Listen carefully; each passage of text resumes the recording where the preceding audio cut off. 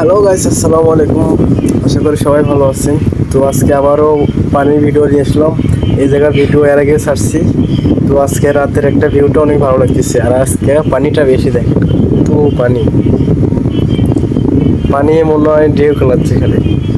তো ঠিক আছে, আপনারা দেখতে থাকুন। ভিডিও ভালো লাগলে অবশ্যই লাইক, শেয়ার, কমেন্ট করুন। আমি পুরো টিকটক মনে করেন কামে লাইছি, লাইক আর কমেন্ট করি।